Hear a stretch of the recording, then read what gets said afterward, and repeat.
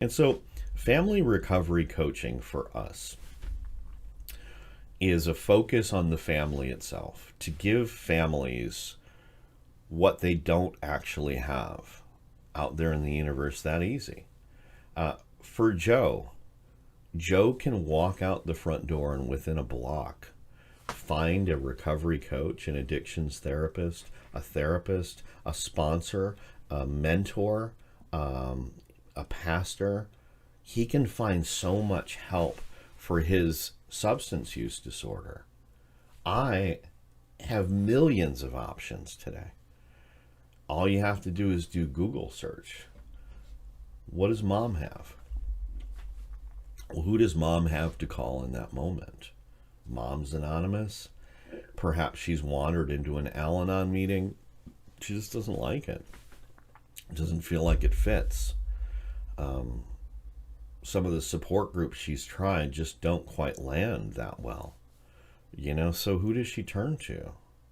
In more often than not with families end up siloed as a result of someone's addiction. In the beginning, addiction connected me with people around me. In the end, it takes that away. And it not only disconnected me from those around me, but it began to disconnect my family. My brother's resentful at my mother for not setting boundaries. My mother's keeping secrets from my father. Don't tell your father, that when I gave you this money, or don't tell your father. And so it creates all these secrets and disconnects and silos. My mom's ashamed because she let me back in the house, and she's tired of everybody saying, I can't believe what you did. My spouse, is ashamed to tell other people that, she hasn't kicked me out. They're all like, what's wrong with you? Why aren't you kicking him out? And so there's all these little splintered silo pieces.